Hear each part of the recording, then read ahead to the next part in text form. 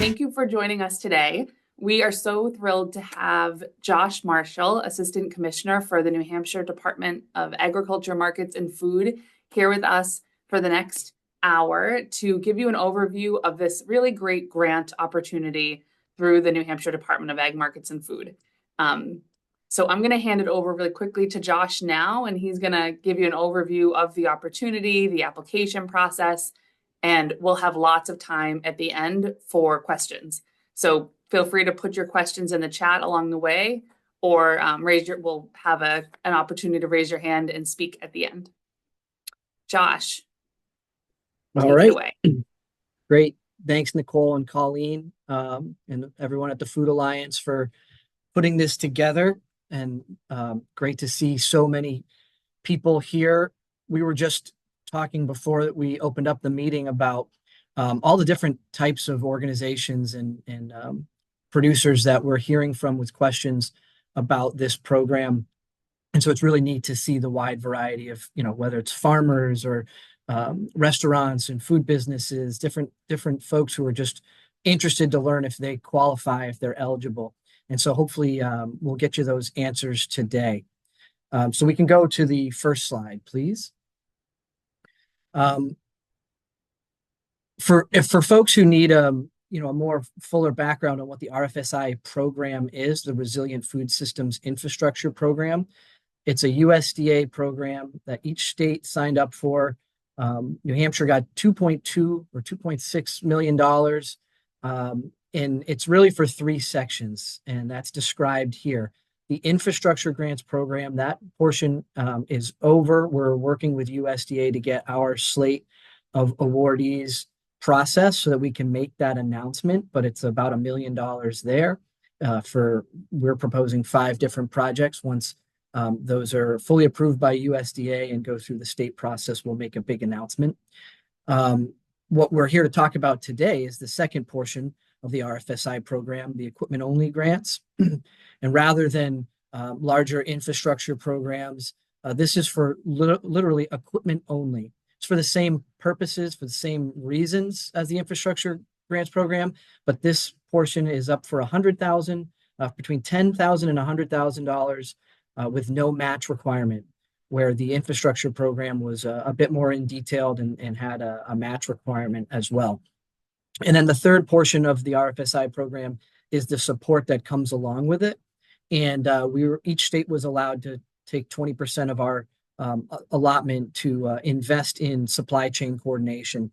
And so Seth Wilner from UNH Extension is sort of leading up the extension side of that. And then Nicole and Colleen and Caitlin over the Food Alliance are leading a huge portion of that, including the state plan, which I'm sure they'll talk about in more depth at another time. If we have some time at the end, feel free to plug that as well. But that gives you sort of an overview of the 3 buckets of funding. And but what is RFSI? So RFSI is designed to build resilience in the middle of the supply chain and strengthen local and regional food systems. So when we talk about middle of the supply chain, I know that's a big question we continue to get. What does that mean? What's eligible? Everything outside of production and direct retail. So everything in the middle there, whether it be aggregation, food safety, distribution, wholesale, value add, inventory management. But we have to be very careful the way that you look at these proposals, that they're not touching that direct retail or production ag. And if they do, that you're appropriately prorating the costs for a piece of equipment that might get used for more than one thing. We'll talk about that a little bit more. So let's go to the next slide. So I covered a little bit about this. There's no match. Maximum award is $100,000. And I think we've got a little bit more than $1 million for these awards. And originally we had the deadline set for January 29th, but we've extended it to February 7th to give you all time after this meeting to really finish up your applications. And maybe if you glean anything today, that'll help you revise your applications. And it's been open since December 1. So all this information that we're going to talk about has been on our website since December 1. And so let's go on. Before I talk about what a successful application is or what a strong application is, based on some of the conversations we've been having and the things I've heard from different folks, potential applicants, I want everybody to be thinking about this as this is your opportunity to explain to the review committee and to USDA as to why your project fits with this program. We get a lot of questions about like, does this specific piece of equipment count? Is this middle of the supply chain? Well, our review committee is using the application manual on our website as their guide. There's a rubric in there, so you all know exactly what our review committee is looking for. And then we've given you all of the resources that USDA has provided to us for you to also look through and then really take your application and explain to the review committee and to us why it makes sense, why it's fixing a problem in the middle of the supply chain, why it helps connect with the rest of the food system and not just necessarily one farm. If you've got a project that only benefits your farm, it's not going to be disqualified. But as you can see here, some of the other things about helping more than one farm or really fixing a problem in the food system itself is going to look like a more successful application. So outside of the USDA priorities, we also had some listening sessions a couple years ago to identify New Hampshire specific priorities, and you can see those bullet points there. And then the budget is a big part of this as well. We want to make sure that you have a good idea of what the equipment you're buying is, what the costs are, and so that you're set up to have a successful proposal rather than just, well, I think I want a freezer and I'm guessing it'll be $80,000. No, we want to see some quotes or some justification for why you've come up with the money that you did. So we can go to the next slide. A couple of other things. Really want to see that collaboration and that connection with the food system. So if you're proposing a project that will benefit more than one farm or business, then let's see those letters of collaboration and support. Look closely at the USDA application, those outcomes and performance measures. We want to have not only those identified, but in the narrative, explaining how you're going to achieve that. And then if you take a look, there's two documents that I really want you to take a look at. We'll highlight those later, but the application manual, which is on our website, has pretty much everything you need, but look closely at section 3, which is the review process. There is a 100-point rubric that the review team will be using as their guide. And so that's what you should be using as your guide as to how to, form the narrative in your application and things like that. But I wanted to point out section 3 in that rubric, project beneficiaries.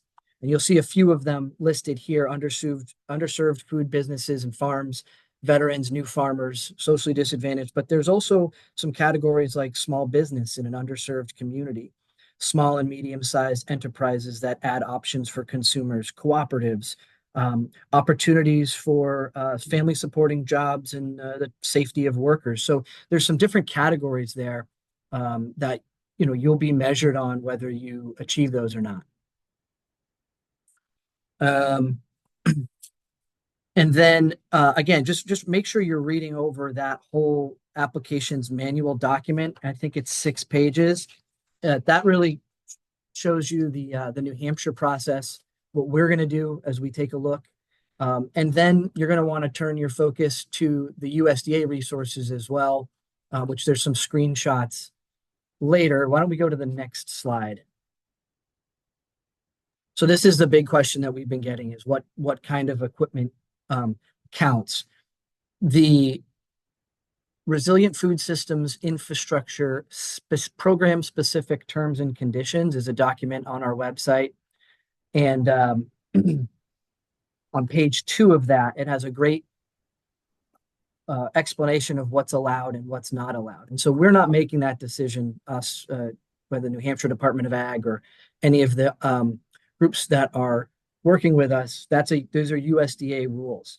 And so you have to read through what the allowable and unallowable equipment costs are in that section and decide for yourself whether you think the project that you're proposing fits that, and then explain that. Explain it in your narrative.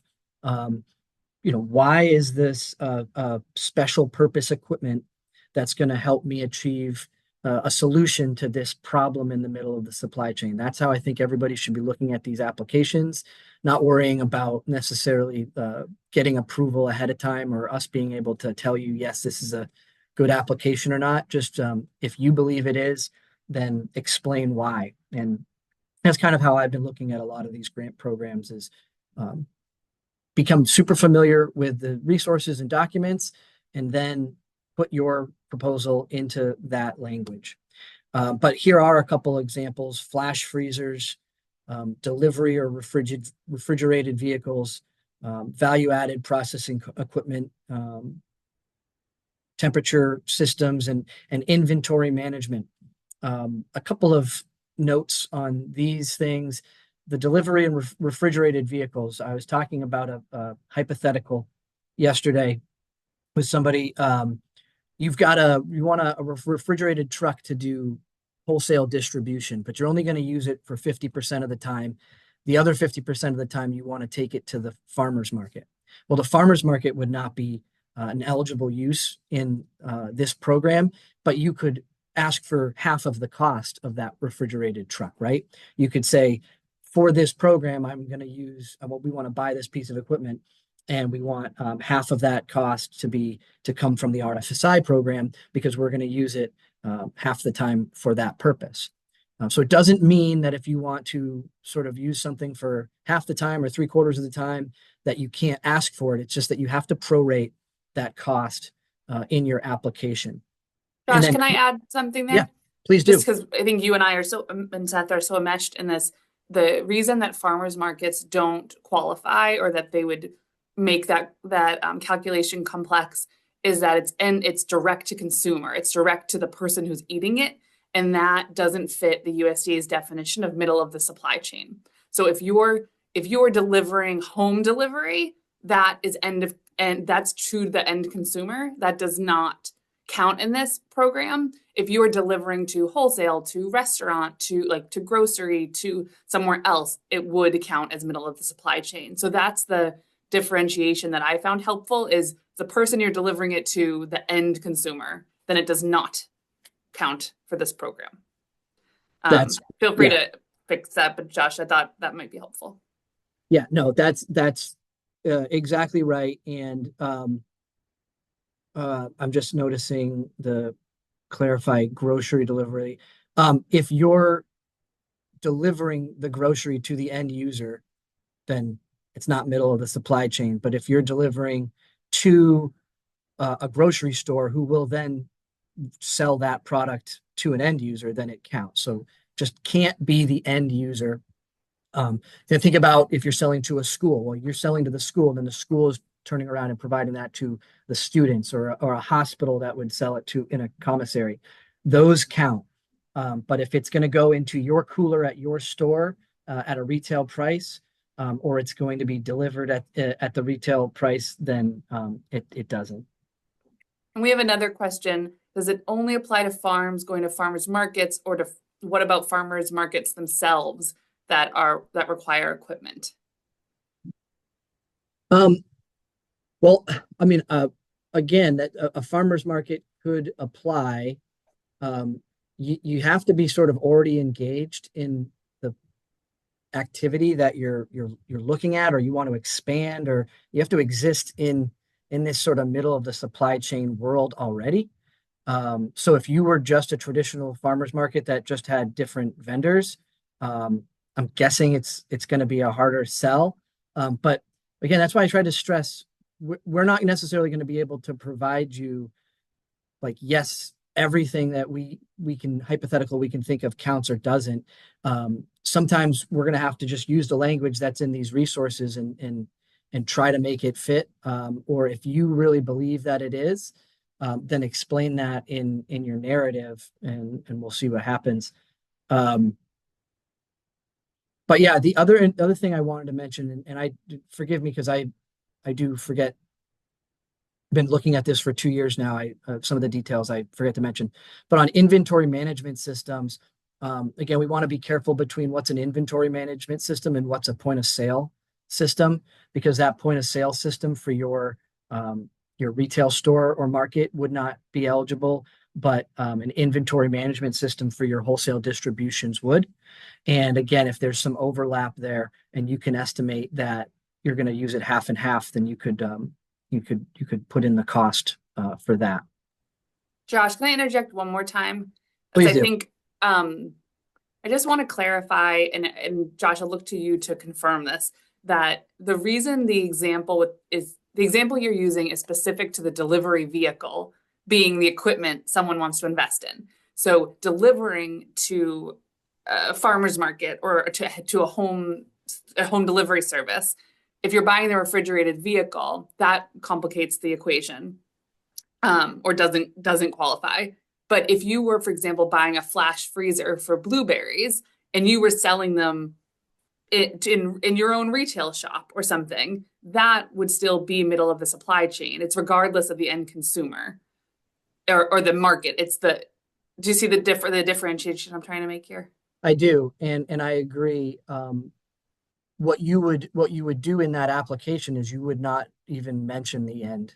Like you would say, the goal here is creating a value added product, which is the frozen blueberries.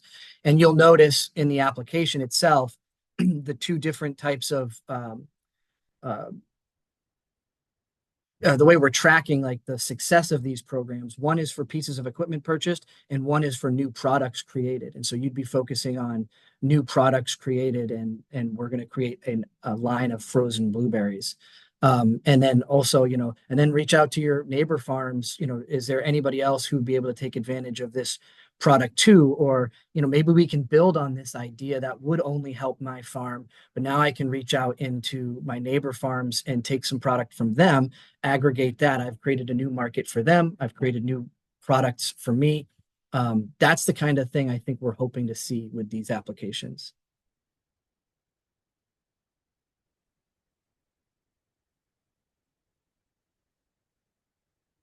So let's go to the next slide.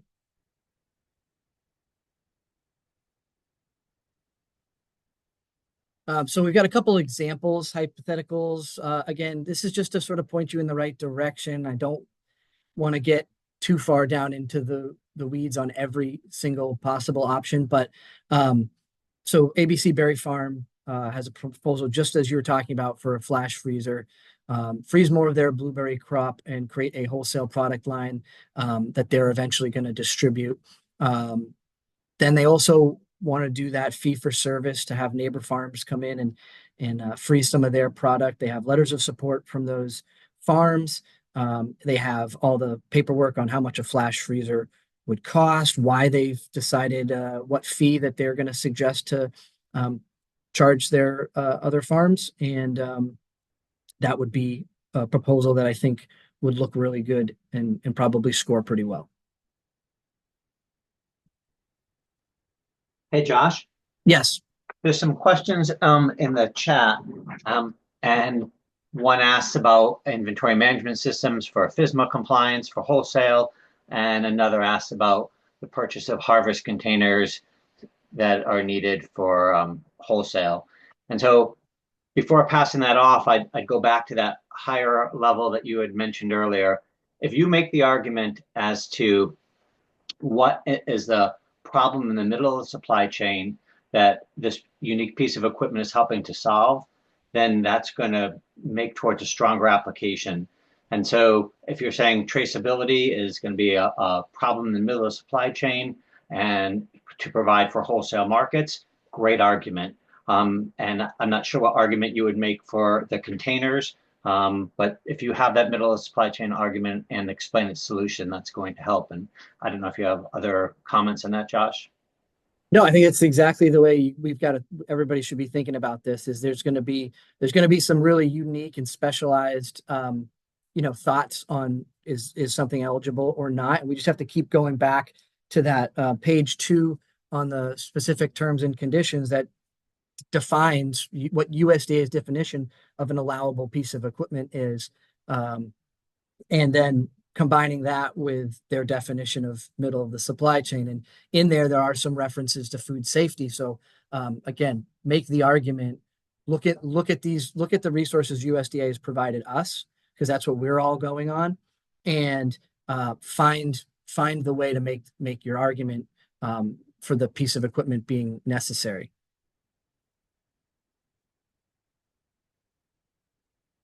Let's go to the next one. So CW Food Hub submits a proposal for a new refrigerated vehicle to expand their distribution of their vegetable deliveries, which would be at the wholesale level. They include in their proposal that all farm business they work with will benefit from the expanded routes.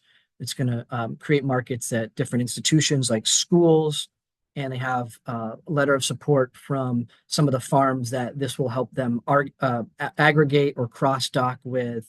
And then I put in this, note this morning that the equipment must solely be used for RFSI projects or costs prorated for RFSI use. And so we've seen this even with some of our infrastructure programs as we work with USDA, where 3/4 of something was allowable.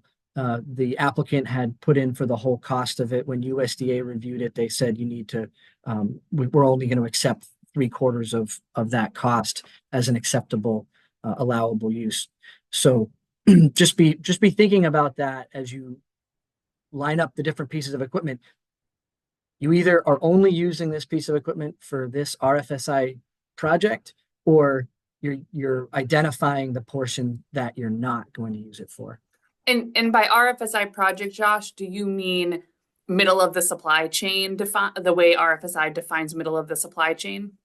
Yeah, but also like literally what you put on your application. So like if in your application you want to be more broad, because you might want to do that with the freezer, you might want to have other farms come in and use that piece of equipment at your farm, or you may want to be able to take that in and for a fee freeze stuff for somebody else. Don't just mention the product that you're creating, because you want to have that flexibility. What it really comes down to is you're getting funding for a 3-year or for a period of time up till May 24th, 2027, to engage in solving a problem in the middle of the supply chain with this piece of equipment. And so that's the goal. That's what USDA is funding. That's what we're supporting the funding for. And so you have to be really specific about how that's going to be used specifically to achieve that goal. Josh, can we build on that for a question in the chat? So Please the question is for farms that are on the border and they sell to multiple other states, would it add anything to have letters of support from other customers from the other states or whatnot? And building on what you just said, if it helps a New Hampshire business, food business or farm, to become more resilient and strengthen its viability through its sales to New Hampshire customers or other customers, make that argument. I think that's a strong argument. It has to be a New Hampshire food business or a New Hampshire farm. Do you want to add anything to that? No, not really.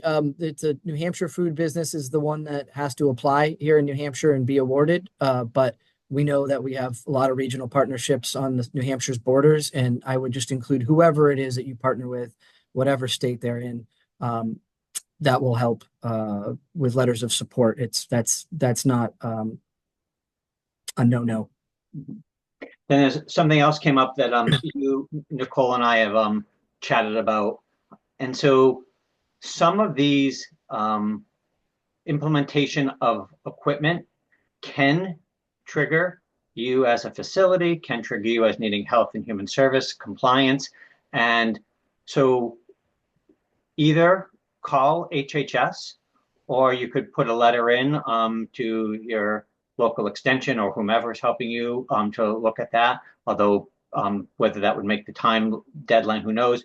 But we decided to add a step and run the selected applicants through HHS so that they could then say, this would be what would be required, if anything, for compliance, and get that information back to the applicants to say, do you want to go forward with this or not, knowing that this is what may be triggered, if I understand that correctly. But the idea that making oils or flash freezing or altering use, it may trigger you, but it really is going to be specific to your operation. What are your sales limits? Who do you sell to? What are your gross sales? Who do you sell it? It gets really complex, and we couldn't give a blanket answer and guidance. We attempted it, and it was really case specific.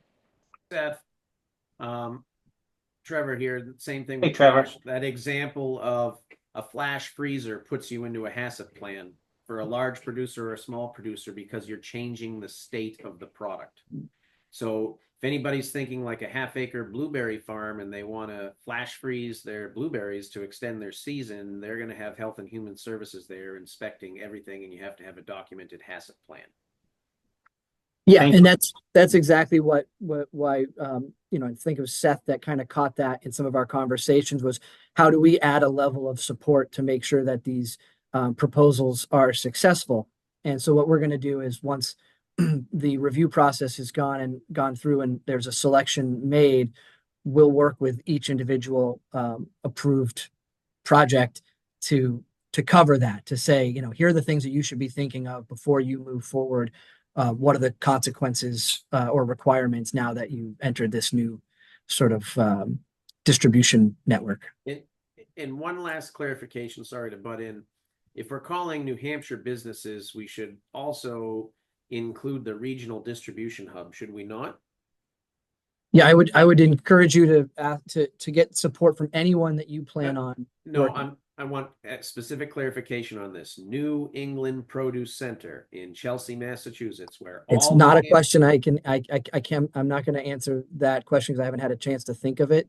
Okay. Trevor, on that specific, I'm not familiar with that person, but that group, but this is the regional Resilient Food Systems Infrastructure Plan that we want to build regional, distribution. And so if it's somebody that you're working with that's going to benefit from your proposal, you should put them in there and include that. Right. And the only reason I'm asking for this, and I think you'd want to put something out there as an example like this doesn't just benefit me.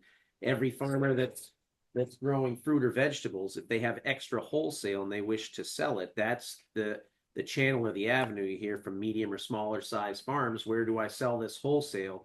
And that's the New England Produce Center at Chelsea with all the distribution. So since that's located in Massachusetts, previously in this conversation, we said it only counts with New Hampshire folks. That's the regional market. New Hampshire doesn't have a regional produce market. So Trevor, can I jump in and just say that I want to let Josh finish his slides before we've all dived into the Q&A here. But I just want to respond and say that the New Hampshire Food and Farm Business needs to be the one applying and receiving the money and buying the equipment. But there's nothing that says that, to my knowledge, that they need to, you can sell it to the New England Produce Center. That's fine. It's not who you sell it to or who the end market is. It's we're saying the applicant needs to be a New Hampshire farm and food business. So that's a great distinction. Thank you, Trevor. That's what I was looking for. Thank you. Great. Okay, Josh, let's let Josh finish these slides, and then we're looking at all these great questions in the chat, and we have time to talk them through. Go for it, Josh. Okay, so we can go to the next slide. So a processor submits a proposal for a dehydrator to expand their line of products into dehydrated organic herb mixes, creating a value-added product line. And they have documentation that it will support 15 farms in the state that supply those herbs to the processor, expanding their market access, increasing the volume and consistency of their sales. So these were just 3 examples of how folks can creatively work with their fellow food businesses, farms and food businesses, to expand capacity in the middle of the supply chain And those are just a couple of ideas to get you going. I think the next slide is the resources. Yes, here we go. Okay, so this is what this is. If you walk away with nothing other than this will be the most important thing you walk away with today. Go to our website, and on the homepage, there is a link to the Resilient Food Systems Infrastructure Program. I just put it in the chat. You click there. Under the equipment only grants deadline are all the resources that you need, both in terms of New Hampshire's application manual, which tells you how our review committee is going to be looking at things, the actual application itself with instructions on how to download it if you're having troubles opening it in your browser. A couple of other documents like the evidence of critical resources template. You're gonna notice as you go through this application process, if you say, for instance, I want to put in a walk-in cooler in my warehouse, well, you have to prove, or you have to, attest that you have a warehouse to put the cooler in. Or I want to add a wash pack machine to our warehouse. Again, prove that you have the warehouse. So there's a document that is attached to that. You've got the scope and requirements that comes from USDA. That is the big explanation of what the entire program is for, including what we're doing as a state. And then you have the Resilient Food System Infrastructure specific terms and conditions, which has that table about what's an allowable use or not. And I'll just mention it now because we're talking about that and we're almost to the questions. I did see the question about used equipment, and there's nothing that I've seen that has excluded used equipment. And so again, you have to just explain why it's a special purpose piece of equipment and why you need it. And there might be a used market for them, and that's saves you some money. But there's nothing I've seen that says you can't buy used. You can't lease. There's no leasing allowed, and you'll see that again under the unallowable on page 2 of that document. Colleen, you can go forward 2 slides, please. One more. There you go. Yeah. So this is where all that information is. Read through all of that. There's a lot of detail in some of these documents. And but just remember, again, here's the last 2 things you need to take. You have the rubric that the review team will be using, and you have all the resources that have all the definitions and explanations that USDA has. So I think that gives you all enough to identify the problem and explain how this equipment is going to be part of the solution and why it fits within the framework of the program. And so now it's your job to explain that in the application narrative.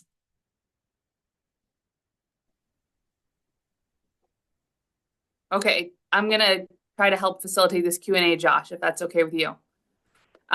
Colleen, would you share your slide one more time and go back 1 slide?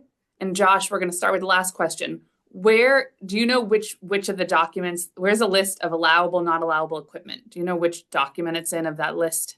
Yeah, and so it's less of a list and more of a definition. Again, USDA is not going through and saying there's a comprehensive list. That's the slide. Yep, there's some comprehensive list. There is a definition, and so it's, if you look at the piece of equipment that you're applying for and you feel like it meets the definition, then explain that in the narrative. That's the best way I can justify it. But it is in the Resilient Food Systems Infrastructure Program specific terms and conditions. That last link there, it's not highlighted here, but that's on page 2 of that is where they have the table that explains allowable and unallowable equipment purchases. Thank you. And Jesse, thank you for sharing that in the chat. Is there a maximum possible duration for the grant period? Yes. So the grant program ends May 24th of 2027. But that's I just want to, that's when you have to spend the money by it, but you can continue to use the equipment, then you own the Oh, equipment. correct. Yeah, at that point, your requirement to report and all that stuff has ended. The hope is that you would continue to do this new activity. Great. Dave Trumbull, we would like to build a walk-in cooler / pack shed for our multi-farm food hub. It would be at one of our farms. Would that, with the contingency of how you explained identifying the problem and how this addresses the middle of the supply chain problem, do you see any issues with that, Josh? I think if adding a walk-in cooler to a food hub is going to address a problem that they have in the middle of the supply chain, then that sounds like you could justify it. But again, remember the use. It's not just to store more stuff for our farm stand. It's Right. got to be the use of this, or portion of it has to be for aggregating for these sort of wholesale and other markets. Jesse, did you want to add on to that, or is something different? Something separate? Separate? All right, let me just get through a couple more first that have been waiting. I think we answered Zoe / Trevor's questions. There was one more, hold on. Hannah Bendroth, did you have any clarifications about the harvest container example? Or was that answered? Yeah, this is Hannah and Megan. I guess the harvest container, might have been on a different wavelength than they were. We're looking at post-harvest storage bins with drying floors and stuff like that, that we can use to hold our sunflower seed and help also process and dry seed for something like Flag Hill Distillery, where they're growing lots of grains for what they're producing. And then be able to hold that for a longer period of time without worrying about moisture and things, which is a big problem for us in grains. So not little containers, we're talking big containers. Yeah. Yeah, and again, I would if the way you understand that is that that's helping you with either food safety or processing of a product that's for human consumption, then again, use that language and explain in your narrative, your application narrative, why those products you believe are going to help solve the problem. Okay, thank you. Thank you, Megan. Jesse.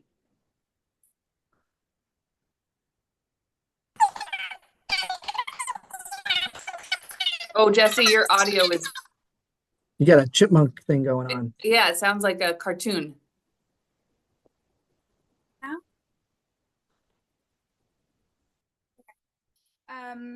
I'm hoping you guys can touch on total project costs. So a grower puts together an application so that they can scale up or increase efficiency in middle of the supply chain activities, right? And the total of this project is going to be 150,000, and RFSI is 100,000 of that. That's the first part. Or is it one piece of equipment needs to be 100,000, not the whole package, and not exceeding 100,000 as a project, the total? Just kind of, I think there's some nuance there that could be explored and helpful. Yeah, thanks. No, I think that's a great question. So what you're allowed to ask for, request in this application is just equipment up to 100,000. It can be 7 pieces of equipment. It could be 2, it could be 1. And it can only be for the cost of the equipment itself. If you need to have an electrician come in afterwards or pour a pad for the cooler, none of those costs associated with that construction can count. I'll also mention right now, there is a NEPA requirement, which is a National Environmental Protection Act requirement that will actually still count for any construction that goes on that's associated with this equipment that you purchase. And sort of the way I looked at it was, if you have to pour a concrete pad for that cooler, well, then we're going to have to look at that through the NEPA review. As far as I'm aware, it still stands today.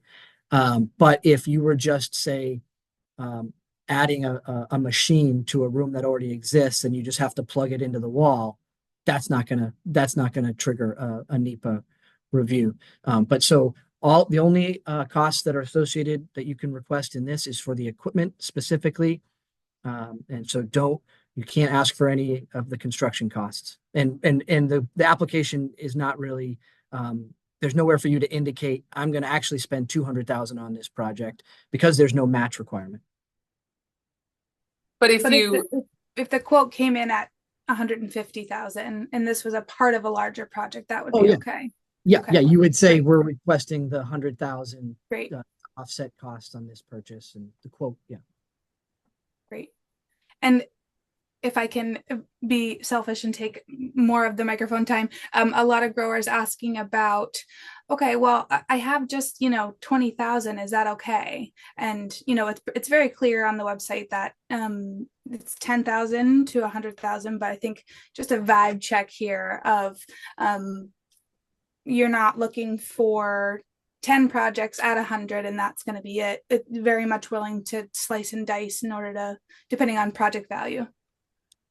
Yep. Yeah, exactly. I think that we're going to be looking at what problem does it solve? How high does it score on the rubric?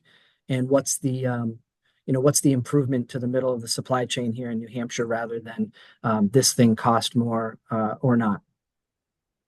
And so Jesse, we also I'm going to may, start using vibe check more often. It's a good phrase. and we also will be able to reserve the right to, award some partial awards depending on how the dollar figures sort of end. We have a slew of questions coming in. Jesse, those were great. Thank you. And Seth answered some of them in the chat, but just want to do some rough sense of timing for selections and awards of the funding. The requirements for grant reporting, Seth put in the chat underneath your question, Georgia. And I think Seth's text also answered a penalty if you don't meet the proposed goals question, but you may want to touch on that one. Doing that one, Nicole. It didn't. Okay. I wasn't sure on the penalty. Okay, yeah, so let me do the timeline first. So obviously, deadline February 7th to get the applications in. Sometime in the middle to end of February, I expect our review team to meet, and depending on the volume, that'll either be a one-time go or we might have to have multiple sessions. And so, we'd be looking to send something that you were selected at the New Hampshire level. My hope would be middle of March, and then USDA reviews those. We may be, we'll work with you on identifying whether there's any other things that you have to do with the HACCP plan or get other licenses and things like that, so that all of the slate that we put forward to USDA is as supported as they can to be successful. I don't know the answer to the penalty question, and what I can tell you is, unless you're actively trying to sabotage your project and just trying to get a machine and then flout the system, I think as long as your intentions are you're working towards achieving the goal and that you're working on that earnestly, that we're not gonna have any problems. But I will look for some further guidance on that. Another question, thanks, Josh. Another question is freight for the equipment an eligible part of the expense? Do you know that one? I recall seeing so somewhere, but I want to get back, so that we'll add that to my list of Okay. We'll look into that one to find out. But a lot of times, if you're buying a big piece of equipment, that might just be built in to the quote. Like, here's the tractor, and we deliver it for this price. That would be allowable. If you had to separately hire another company, that might be where it gets a little iffy. So let me do some digging on that. And then back to the funds distribution. I know this is a really tricky one to answer, especially based on how the first round has gone. But do you want to give some sort of your best ballpark guess of distribution of funds? I would be patient. would be my advice, because not only do we have to go through the state process, go through the USDA process, which I think will go faster this time now that we've seen how this whole thing goes. But even once USDA confirms the awards, we then have to go through the governor and council approval for any contract over $10,000. And since the minimum here is $10,000, all of these agreements will have to go before the governor and council, and there's a whole cadence for those. So it's not going to be, it would be, I'd rather give you a date that's too far in advance than too close. So I would say end of the summer. Yeah.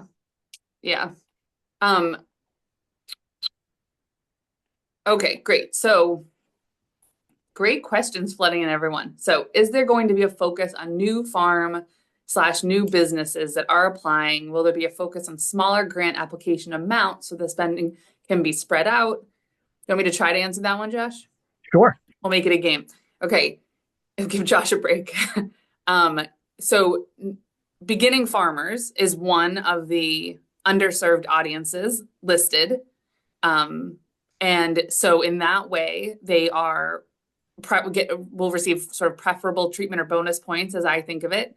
In terms of the grant amount, I think that's going to be a very sort of subjective, what projects feel like they will have the biggest impact on our food system as a state, and whether that's 20 smaller projects or 10 bigger ones, or depending on the specific proposals and ideas that come in. I think that will just be a TBD. Yep. And I would just add that there's nothing in there that specifically calls out larger or smaller amounts. Again, it's are you scoring highly in the project purpose category, in the objectives category, in the beneficiaries category, expected performance measures, and budget narrative? So that's where the review team is going to be looking. And I think that there's going to naturally just be a good swath of different amounts depending on how many applications we get. And New Hampshire was a little different than some of our regional partners who did the infrastructure and equipment grants at the same time. And so I think Vermont did the same thing that we did, and they're even on a more deliberate pace. They haven't even announced their equipment only grants, or they just did, so their deadline's later than ours. But there were other states that did these both at the same time. And hearing some of a number of applications they got for their equipment only grants, I'm expecting a pretty high volume here in New Hampshire. Yeah, Josh, if I could add, and Nicole add to this. So as we meet and we discuss, we're looking at it along the lines that have been communicated. There's $1 million and $100,000 max allocations, and what we look as a one-time historic opportunity to really augment the resiliency of our food system. And we expect 30 to 50 at a minimum applications, given the number of food businesses and farms we've worked with coming in. So really what is going to really maximize this once only opportunity, this historic opportunity to really augment our food system. That's why you're not disqualified if you are a single business, but we can't conceptualize, that funding one business that's only going to benefit themselves really is going to optimize the food system.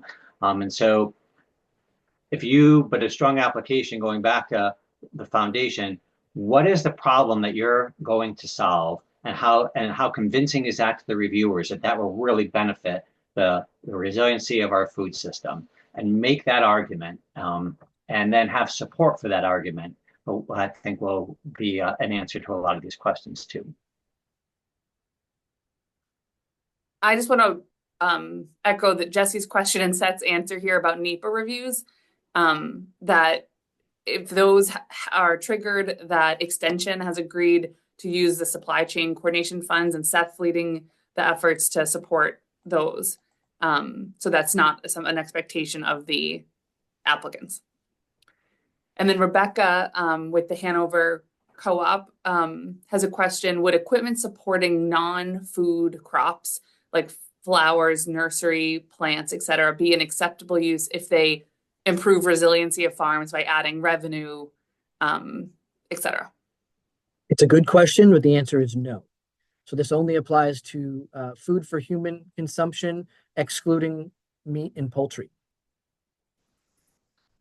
That's an Because important those distinction. the meat and poultry already had a standalone infrastructure program out of USDA, so that's why that's excluded. And then the purpose of this is for human food.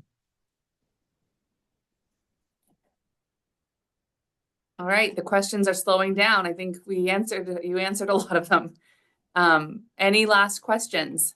Feel free to raise your hand or put it in the chat. One more. Are there any exclusions as to what qualifies as a local agricultural product? Yeah, so what you've listed there, the 400-mile radius is, I believe that's the USDA's definition of what a local product is. And since this is a USDA program, I believe that's how they would govern that. I believe, and correct me if I'm wrong, you're talking about like you want to source in more aggregate more local products, and something might be from Vermont or Maine, that again, that would be acceptable. But it would have to be a New Hampshire business that is applying and benefiting.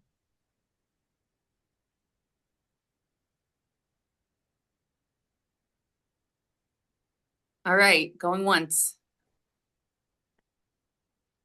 Okay, you answered that one. Okay. Well, suggested word counts. Jesse, you are killing us. You're so funny. Suggested word counts for describe the need on the application. Are they not? I have Yeah, lots of people who have asked me questions already, so I have a list. Great. It's great. So yeah, on the application, there's some areas that have word counts and then others that don't. And so I know I can be long-winded. Just go for it, whatever we need to describe the project, but be concise. Yeah, that's fair. That's fair to say. And then I think probably USDA has put word counts into places where they've seen, novels be written and understand that a review committee is going to have to go through a lot of these.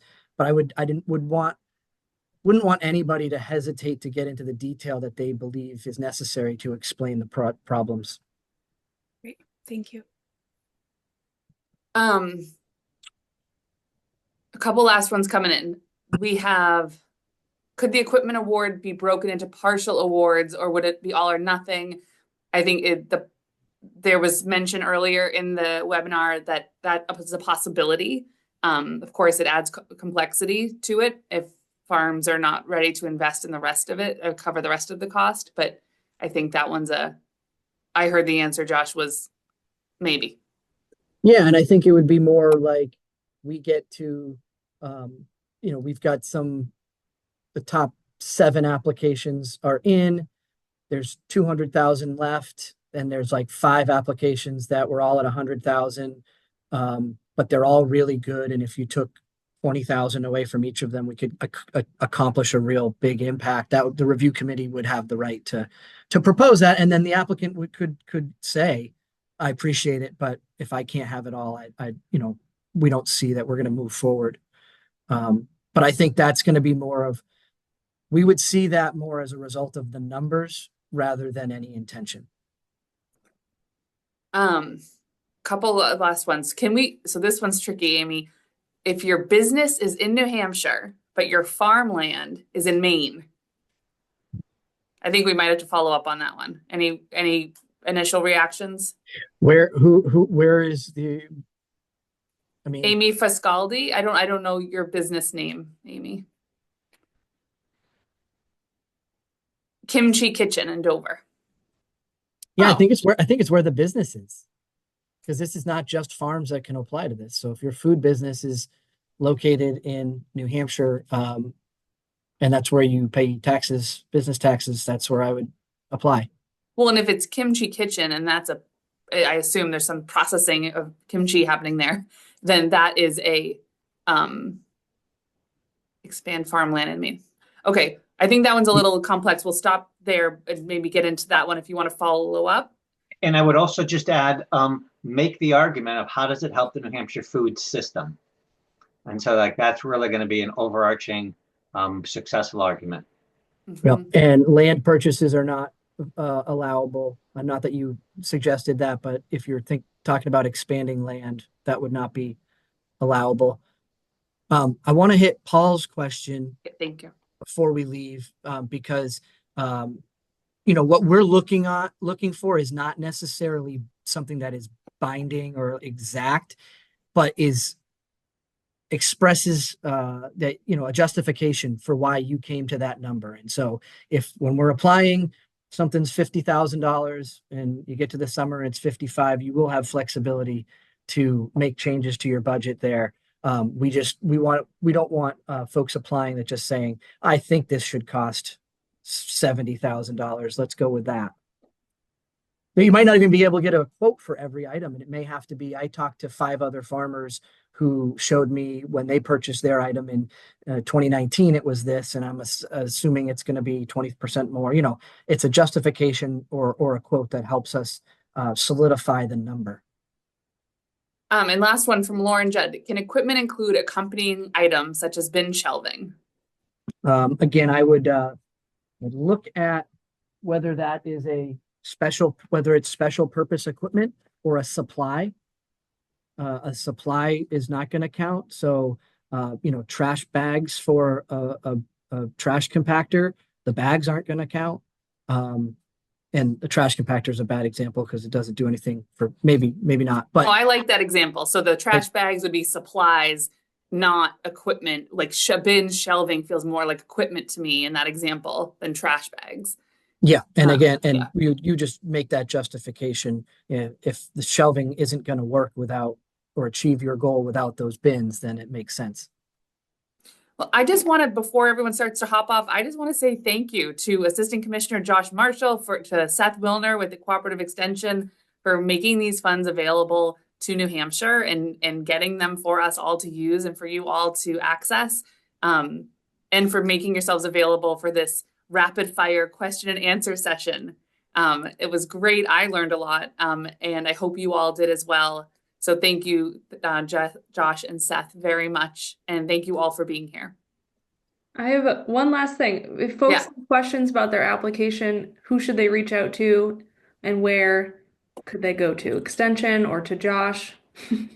Not to put that So on you, Josh. if you're looking like for more in-depth sort of like, you know, let's talk about my application, please go to Extension because they're the ones doing the supply chain coordination. And because I'm sort of organizing the review team, I don't want to be helping people with their individual applications. But if it's a broad programmatic question, you can certainly continue to email me as well. And for the record on that, I will not be on the review team purposely so that I can help and answer questions. And I just want to say too that I'm really pumped at all the people who are participating in this today, who are asking questions, who are doing the work to like think about, you know, really intentionally whether or not this will help them and whether they can help the food system. So thank you all for being here. Thank you, Josh. Thank you, everyone. Have a great day.